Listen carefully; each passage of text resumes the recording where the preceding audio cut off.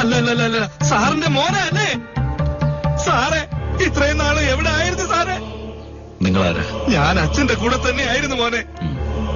എന്നെങ്കിലും ഒരു നാൾ ആരെങ്കിലും ഇവിടേക്ക് വരുമെന്നോർത്ത് ഈ വീട് ഞാൻ എന്നും വൃത്തിയാക്കി വെക്കും മോനെ. എന്തിനാണ് നീ ഇങ്ങോട്ട് വന്നേ? ഈ വീട്ടിലെ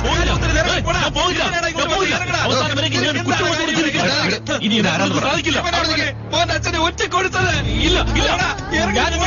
സംസാരിക്കാൻ പോയില്ല. എന്താ പറയാനുള്ളത്? മോനെ, ഞാൻ പറയുന്നത് ദയവ് ചെയ്തൊന്ന് കേൾക്കണം. അന്ന് സംഭവിച്ച എന്താണെന്നറിയാമോ? മോന്റെ അച്ഛൻ ഏത് വഴിയെ വരുന്നതെന്ന് ചോദിച്ച് ഒരുപാട് എന്നെ അവര് ഭയപ്പെടുത്തി. എന്നിട്ട് ഞാൻ ഒന്നും പറഞ്ഞില്ല. എന്റെ ഭാര്യയെ കൊന്നു മോനെ അവര്. ഞാൻ ഫോൺ ചെയ്തില്ലെങ്കിൽ എന്റെ മോനെയും കൊന്നേനെ അവര്. സാർ, ശബ്ദം ശരിക്കും കേൾക്കുന്നില്ല സാർ. എടാ, എനിക്ക് കേൾക്കുന്നുണ്ട്. ശബ്ദം കേൾക്കുന്നില്ല സാർ. ശബ്ദം എന്ന് പറഞ്ഞ ഞങ്ങളുടെ കോഡായിരുന്നു മോനെ. മോന്റെ അച്ഛനെ എന്തെങ്കിലും ഒരു സംശയം തോന്നിക്കോട്ടെ എന്ന് കരുതിയാണ് ശബ്ദം കേൾക്കുന്നില്ലെന്ന് ഞാൻ പറഞ്ഞത്. എന്നാൽ എന്നോടുള്ള വിശ്വാസം കൊണ്ട് മോന്റെ അച്ഛനത് കാര്യമായിട്ടെടുത്തില്ല മോനെ. എനിക്കൊരു ഉപകാരം ചെയ്യാമോ? പറഞ്ഞു മോനെ, എന്താ ചെയ്യണ്ടേ? അച്ഛന്റെ കൂടെ ഒന്ന് സത്യസന്ധമായി ജോലി ചെയ്ത ആരെങ്കിലും ഉണ്ടെങ്കിൽ എനിക്ക് അവരെ ഒന്ന് കാണണം. ഇത് inspector Babu sir. Head constable Dhanapal. Yes sir. Inspector Muthuraman. Yes sir. Inspector Kumaraswamy. Sir. 28 വർഷം മുമ്പ് രാവണശിവിയും അവന്റെ ചേട്ടനും കൂടി എന്റെ അച്ഛനെയും അമ്മയും കൊന്ന കാര്യം നിങ്ങൾക്ക് എല്ലാവർക്കും അറിയാം. അന്ന് പെൻഡിംഗിൽ വെച്ച കേസിന്റെ കോപ്പി തിരുമംഗലം സ്റ്റേഷനിൽ നിന്ന് ഞാൻ കളക്ട് ചെയ്തത്. All fabricated evidence. ഈ ഇൻവെസ്റ്റിഗേഷൻ ഞാൻ വീണ്ടും റീഓപ്പൺ ചെയ്യാൻ പോവാ. ഇപ്പൊ ജോലിയിലുള്ള ആർക്കും ഈ കേസിനെ പറ്റി ഒന്നും അറിയില്ല. നിങ്ങളെല്ലാം സഹായിക്കുകയാണെങ്കിൽ 2 ആഴ്ച കൊണ്ട് അവനുള്ള വാറണ്ട് ഞാൻ വാങ്ങിക്കാം. മോന്റെ അച്ഛന്റെ കേസില് ഒന്നും ചെയ്യാൻ കഴിഞ്ഞില്ലല്ലോ എന്ന കുറ്റബോധമാണ് എനിക്ക്. മോൻ സഹായമല്ല ചോദിക്കേണ്ടത്, ഇത് ഞങ്ങളുടെ കടമയാണ്. ഞങ്ങൾ വൈകാതെ തന്നെ ഇൻവെസ്റ്റിഗേഷൻ ആരംഭിക്കാം സാർ. ഇട്ടിരിക്കുന്ന യൂണിഫോമിനോട് എന്തെങ്കിലും ബഹുമാനം ഉണ്ടെങ്കിൽ സത്യം തുറന്നു പറയണം. രാവണശിവയെ പറ്റി നിങ്ങൾക്ക് എന്തൊക്കെ അറിയാം?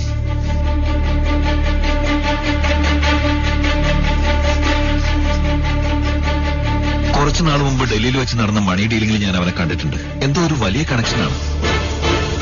ഇന്ന് വരെ അവൻ ഏതൊക്കെ നാട്ടിലൂടെ സഞ്ചരിച്ചിട്ടുണ്ടെന്നുള്ള കാര്യം അന്വേഷിച്ച് കണ്ടുപിടിക്കണം. അതുപോലെ ഇപ്പൊ തിരുനെൽവേലിയിലെ ജനങ്ങൾക്ക് തീർത്തു കൊടുക്കേണ്ട പ്രശ്നം എന്താണ്? രാവണശിവ ഒരു പെർമിഷനും വാങ്ങിക്കാതെയാണ് അവന്റെ തന്തയ്ക്ക് നടു റോഡിൽ പ്രതിമ ഉണ്ടാക്കി വെച്ചിരിക്കുന്നത്. ആ സ്റ്റാച്ചു റിമൂവ് ചെയ്യാൻ പറഞ്ഞ് ഒരുപാട് പേര് കംപ്ലൈന്റ് ചെയ്തിട്ടുണ്ട് സാർ. പക്ഷേ കോർപ്പറേഷൻ ഇതിനോടൊന്നും സഹകരിച്ചില്ല. പ്രതിമ ഉണ്ടായിരുന്ന സ്ഥലത്ത് ഏകദേശം 100ന് മേലെ ആക്സിഡന്റ് നടന്നു സാർ. 40 പേര് സ്പോട്ടിൽ തന്നെ മരിച്ചിട്ടുണ്ട്. ആ പ്രതിമ മാത്രം നമുക്ക് അവിടെ നിന്ന് എടുക്കാൻ സാധിച്ചാൽ ഇവിടുത്തെ ജനങ്ങൾക്ക് നമ്മുടെ ഡിപ്പാർട്ട്മെന്റിന്റെ മുകളിൽ നല്ല ബഹുമാനമായിരിക്കും.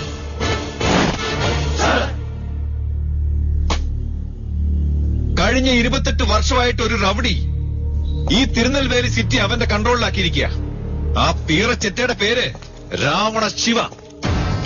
നമ്മുടെ ഡിപ്പാർട്ട്മെന്റിലും ആ ചെറ്റയ്ക്ക് പാദസേവ ചെയ്യുകയും അവന്റെ എച്ചിൽ കൈ നക്കുകയും ചെയ്യുന്ന പലരും ഉണ്ടെന്ന് എനിക്ക് നന്നായിട്ട് അറിയാം. അവർക്ക് ഞാൻ 24 മണിക്കൂർ സമയം തരിക. ഇവിടുന്ന് ട്രാൻസ്ഫറും വാങ്ങി അവർക്ക് എവിടെ വേണമെങ്കിലും പോവാം. നല്ല ചങ്കൂറ്റുള്ളവർക്കും സത്യസന്ധമായി ജോലി ചെയ്യാൻ ആഗ്രഹമുള്ളവർക്കും ഇവിടെ നിൽക്കാം. അങ്ങനെയുള്ളവർ എന്റെ കൂടെ വാ.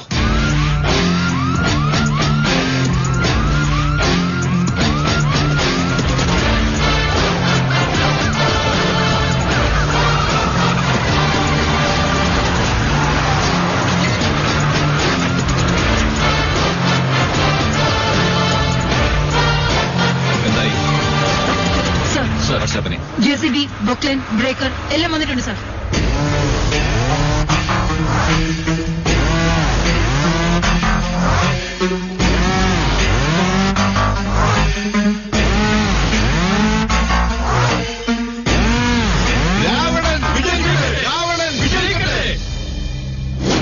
കളക്ടർക്ക് ഫോൺ ചെയ്യണം.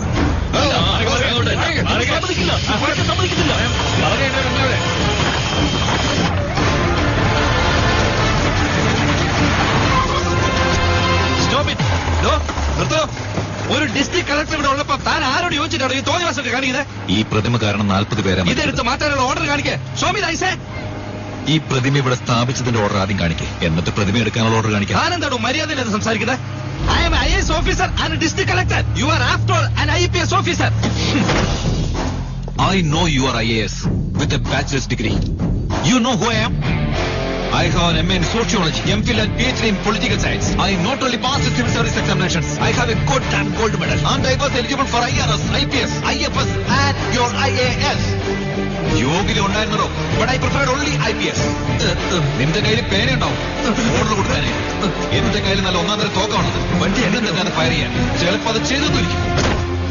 എടോ, IAS നിന്റെ തലയിലുണ്ടെങ്കിൽ ഇത് IPS ആ, കളിക്കരുത്.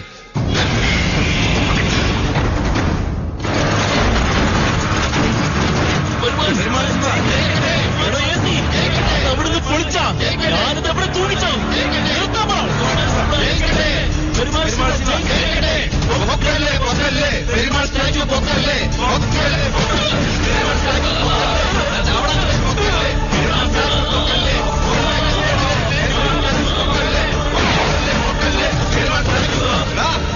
ആരെങ്കിലും ഇതുപോലെ രാവണശിവ പറയുന്ന കേട്ട് തുള്ളാൻ നിന്നാ പിന്നെ വെടിവെക്കുന്ന ഇങ്ങനെയായിരിക്കില്ല. നിന്റെ തലക്കകത്തായിരിക്കും ഉണ്ട കയറി പോവാ.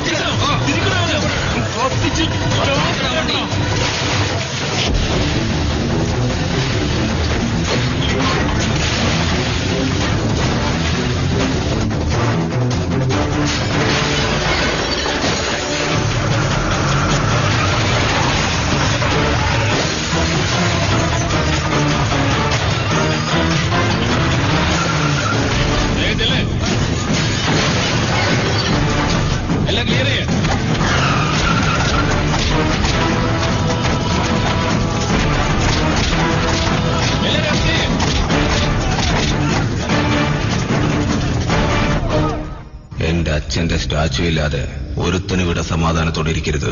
ത്യാഗി മന്ത്രമൂർത്തി ശില തകർക്കുവാൻ പറ. ഈ നാട് മുഴുവൻ ജാതി കലാപത്തിന് കത്തിയെറിയണം.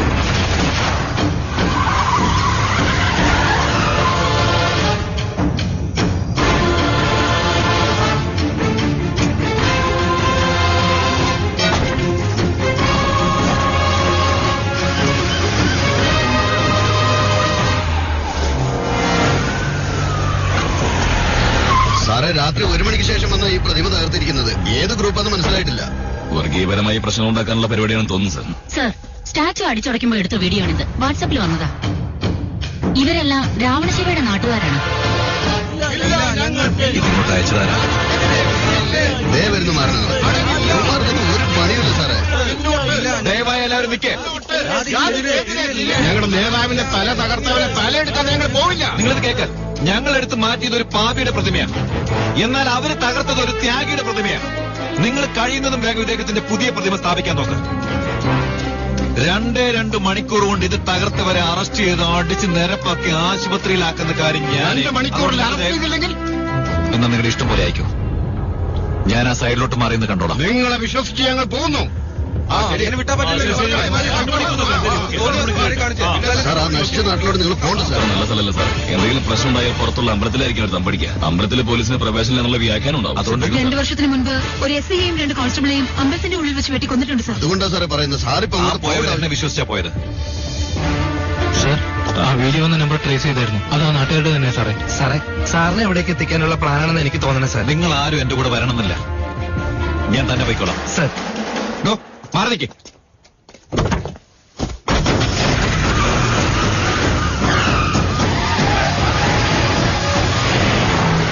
ഞാൻ വിചാരിച്ചതുപോലെ അവൻ നമ്മുടെ നാട്ടിലേക്ക് വരുന്നുണ്ട്. അവന്റെ തലയും കാലും വെട്ടി ചേട്ടന്റെ മുമ്പിൽ കൊണ്ടുവരും.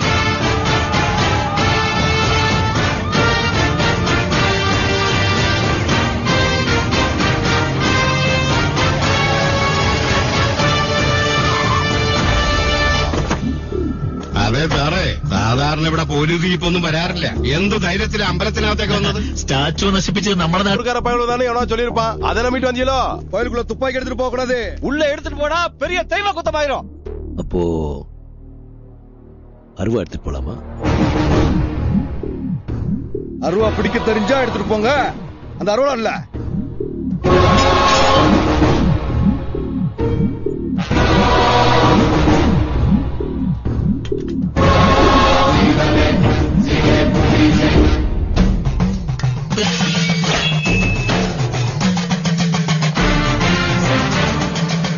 വടിവാളെടുത്ത് വീശാൻ പറയണം. ശരിയേട്ടാ.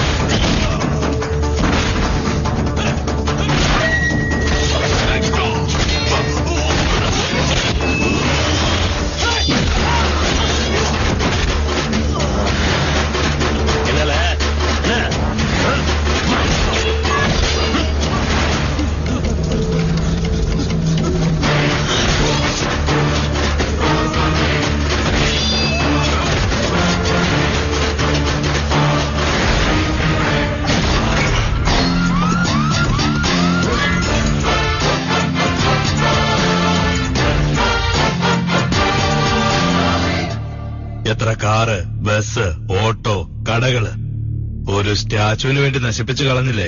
ഇനി മുതൽ ആ സ്ഥലത്ത് അങ്ങനെയൊന്നും സംഭവിക്കില്ല sir. We are all IPS officers. അത് ഓർമ്മ വേണം. Yes sir.